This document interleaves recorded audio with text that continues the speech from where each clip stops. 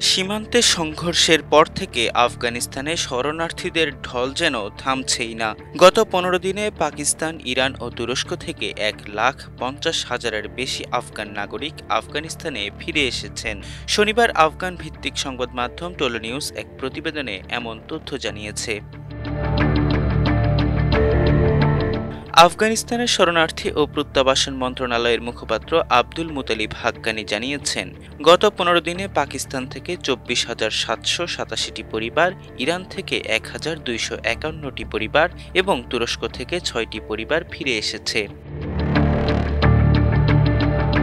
প্রত্যাবর্তনকারীদের মধ্যে রয়েছেন নুরুল্লাহ ও মোহাম্মদ আমিরের মতো অনেকে, যারা প্রথমবারের মতো দেশে ফিরেছেন। তারা জানান, পাকিস্তানে অবস্থানকালে পুলিশের কড়াকড়ি, হয়রানি ও জোরপূর্বক বহিষ্কারের শিকার হয়েছেন তারা।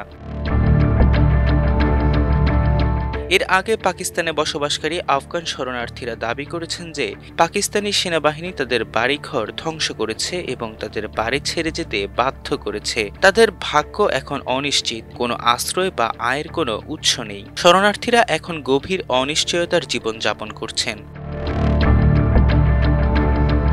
প্রত্যাবর্তনকারীরা শীতের আগে আশ্রয়, খাদ্য ও কর্মসংস্থানের সহায়তা চান। কাবুলের প্রত্যাবর্তন শিবিরে বর্তমানে ৭,০০০-এর বেশি মানুষ অবস্থান করছেন। এদিকে তালেবান প্রশাসন প্রতিবেশী দেশগুলোকে জোরপূর্বক আফগান শরণার্থী বহিষ্কার বন্ধের আহ্বান জানিয়েছে।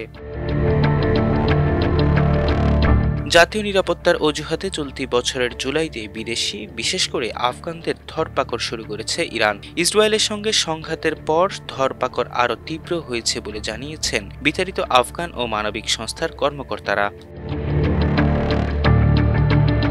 ইরানি কর্তৃপক্ষের অনুমান, আফগানিস্তানে তালেবান ক্ষমতা নেয়ার পর ২০২২ সালে প্রায় ২৬ লাখ আফগান ইরানে কোনো বৈধ কাগজপত্র ছাড়াই বসবাস করে আসছিলেন। তালেবান ক্ষমতা নেয়ার পর দেশটির ব্যাংক খাত পশ্চিমা নিষেধাজ্ঞায় জর্জরিত।